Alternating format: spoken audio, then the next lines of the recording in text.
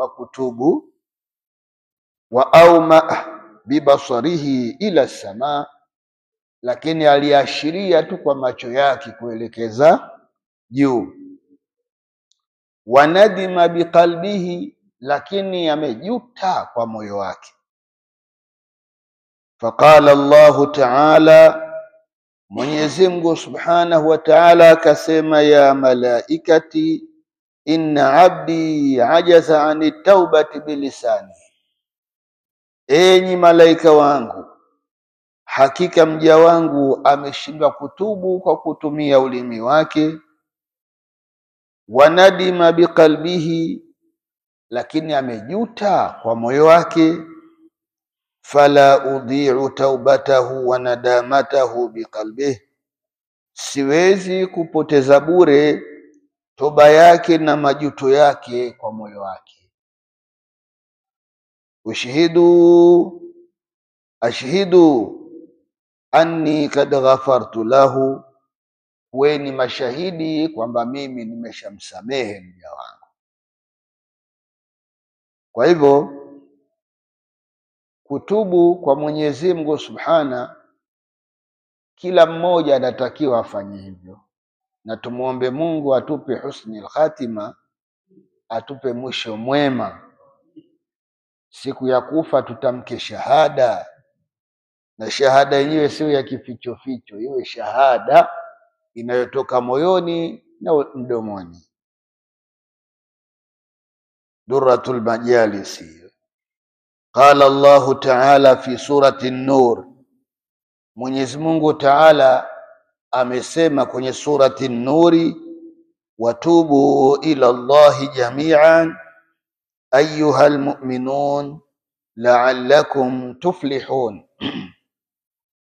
Tubieni kwa Mwenyezi Mungu jami'an, hali ya kuwa nyie wote. Ayyuhal mu'minun, enyi waumini.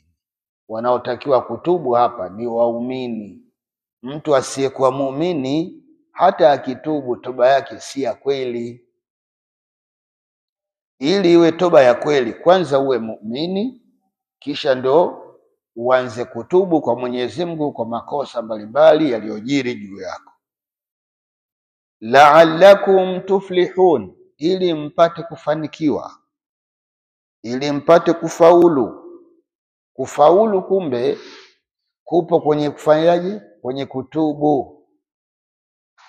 Wakala ba'dul hukama, baadhi ya wanawazuoni wenye hikma wamesema, tu'rafu taubatu rajuli bi arba'ati ashya, toba ya mtu inajulikana kwa mambo manne.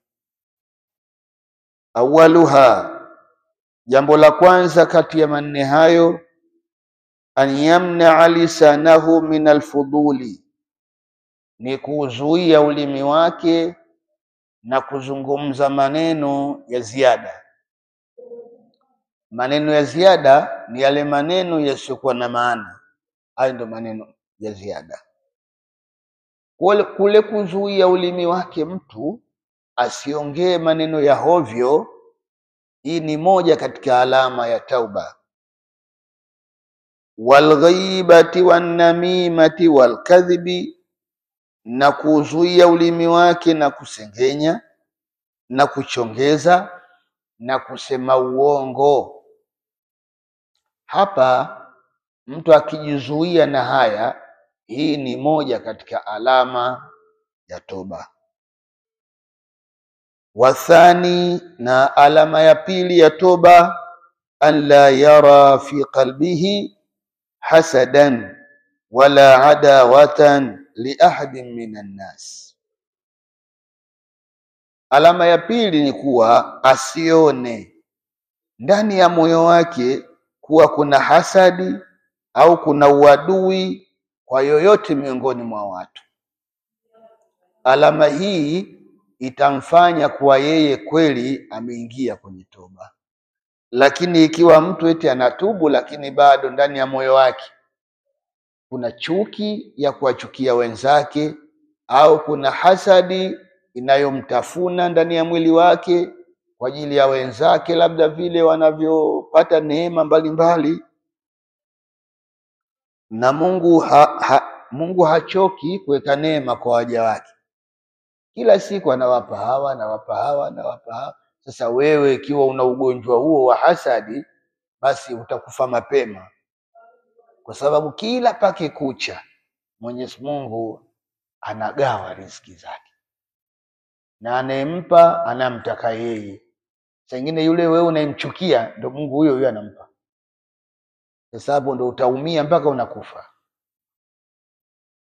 Wathalithu, na alama ya tatu ya toba, an yatruka ashaba sui, awaache marafiki wabaya.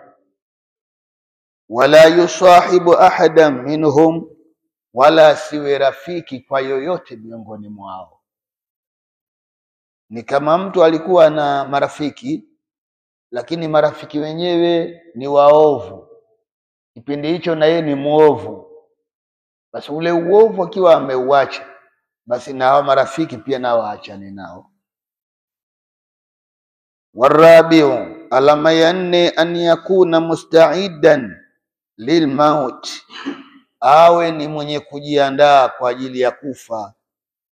Kufa kunataka maandalizi, wala usimwone mjinga mtu ambaye ameenda kununua sanda yake akaiweka, enda kununua ubao wake akauweka kabisa, tena akaandaa na ardhi ya kuzikiwa. Anaagiza kwamba mimi nikifa, jamani, nizikeni ardhi fulani au mahali fulani. Wala si mjinga huyu tayari ameanza kujishuku na ameanza kujiandaa kwamba jambo hili la mauti linaweza likafika muda wowote. Kwa hivyo niandae sanda yangu ya halali, sababu sanda hizi zingine hizi za kuchangiana hizi, huyu katoa 100, huyu katoa hivi, huyu katoa hivi. Kuna wengine biashara zao za kuuza unga, lakini analeta mchango wa nini? Mchango wa sanda. Kwa sanda yako inawezekana ukaenda na sanda ya wauza unga, ukiwa una hakika kwamba hapa vya halali havipatikani au ni vigumu kuvipata, bora ukaiandaa mwenyewe sanda yako. Alama ya nne, an yakuna musta'idan lilmauti, awe ni mtu mwenye kujiandaa na kifo. Nadiman ala dhambin, hali ya kuwa ni mwenye kutubu dhambi. Wa mustaghfiran lima sabaqa, na mwenye kuomba msamaha kwa makosa yaliyopita nyuma. Min dhunubihi, miongoni mwa dhambi zake. Mujtahidan fi ta'ati rabbih, tena awe ni mwenye kujitahidi katika kumtii Mola wake. Alama nne hizi zikitimia kwa mtu, basi anaonekana kweli kwamba huyu anaelekea kwenye toba vizuri. Waqala ta'ala fi ayatin ukhra, waqala ta'ala fi ayatin ukhra, na Mwenyezi Mungu amesema kwenye aya nyingine, ya ayyuhalladhina amanu tubu ila Allahi taubatan nasuha, enyi mloamini, tubieni kwa Mwenyezi Mungu toba iliyo njema. Taubatan nasuha, toba iliyo njema. Yani anakusudia kusema sadiqina fi tauba, yani muwe wa kweli kwenye toba. Hiyo ndio toba njema, uwe mkweli. Ukisema ya Rabbi nisamehe, basi ni kweli unautaka huo msamaha. Wayuqalu, na husemwa wasemaje, tansihuna lillahi fiha, kwamba nyie muwe wema kwa Mwenyezi Mungu. Fiha, kwenye nini? Kwenye toba. Suila Umar ibn al-Khattab radhiyallahu anhu ani taubati nasuha, aliulizwa Sayyidina Umar ibn al-Khattab kuhusiana na taubatin nasuhi, toba iliyo njema ni ipi? Faqala, Saidna Umar akajibu, hiya anna ar-rajula yatubu min amali su'i, kwamba toba hiyo ni mtu atubie kutokana na matendo mabaya, wala yaudu ilaihi abadan, na asiyarudie milele.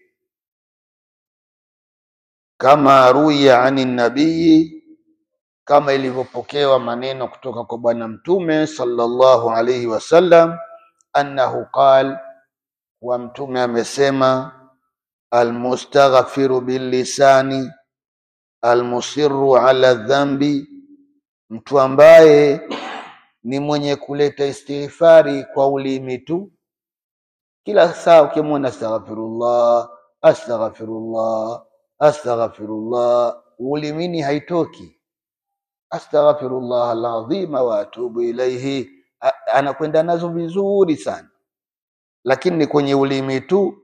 Almusirru ala dhambi, lakini ni mwenye kudumu na dhambi, dhambi bado kaishikilia anayo, na huku istighfari anayo. Mtu kama huyu kal mustahzi bi rabbihi, mfano wake ni kama mtu mwenye kumcheza shere Mola wake, kama vile unamtania Mungu.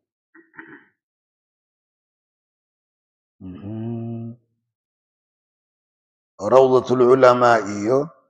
An Thabitil Banani, an Thabitil Banani,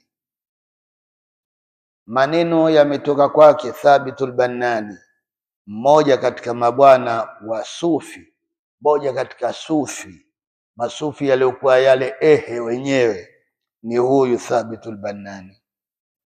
Annahu qal, balaghani, mimi imenifika taarifa kwamba anna iblisa alayhi la'na, baka kuwa Ibilisi Mwenyezi Mungu amlaani, alilia hina nazalati hadhihi al-ayatu al-karima, wakati ilipoteremka aya hii tukufu. Aya gani hiyo? Hiyo, ya ayyuhalladhina amanu tubu ila Allahi taubatan nasuha.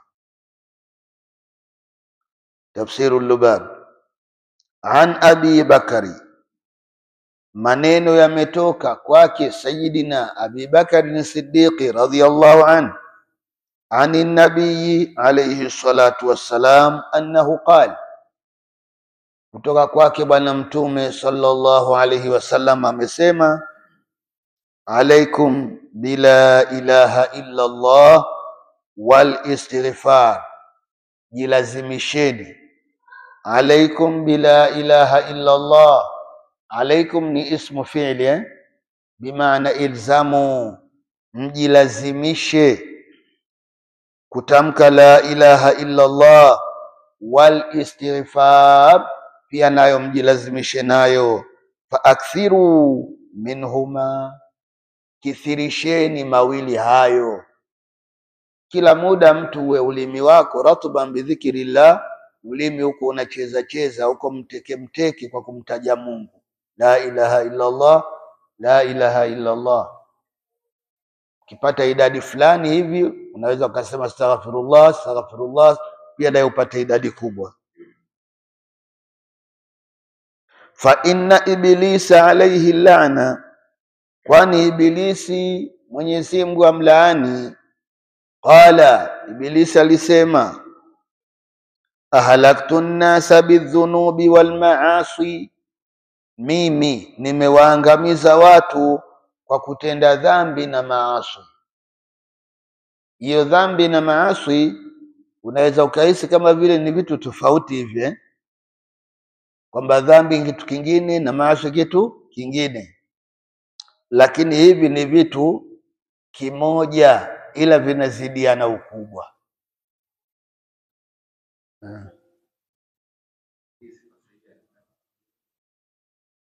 Ibilisi kwa sasa hivi hawezi kusamehewa,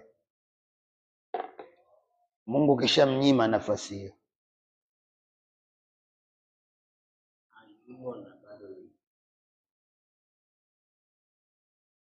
amekataa, yeye mwenyewe amekataa. Aliambiwa amsujudie Adamu huko, akakataa. Basi alipokuja huku duniani, washauri wakashauri kama vile wewe unavyoshauri. Bwana wewe, muombe Mungu msamaha. Basi msamaha ule akaambiwa hivi, masharti ya msamaha: nenda kwenye kaburi ya Adamu, uende ukasujudu tu pale ili usamehewe.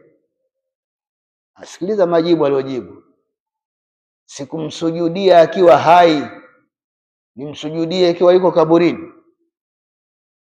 Fanyi mimi ujinga huo. Yaani kauhesabu ule ni ujinga. Basi Mungu naye akapiga muhuri pale pale kwamba huyu mwacheni hivyo hivyo alivyo. Kwa hiyo Ibilisi hana msamaha, msamaha kaukataa mwenyewe.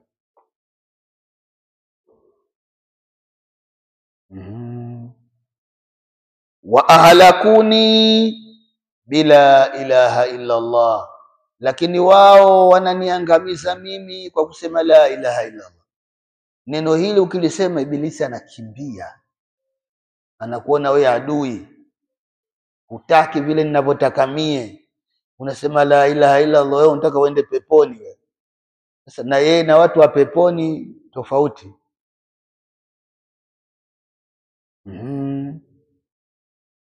Wa ahlakuni bila ilaha illa Allah wal istighfar, lakini wao wananiangamiza mimi kwa kusema la ilaha illa Allah na kuleta istighfari.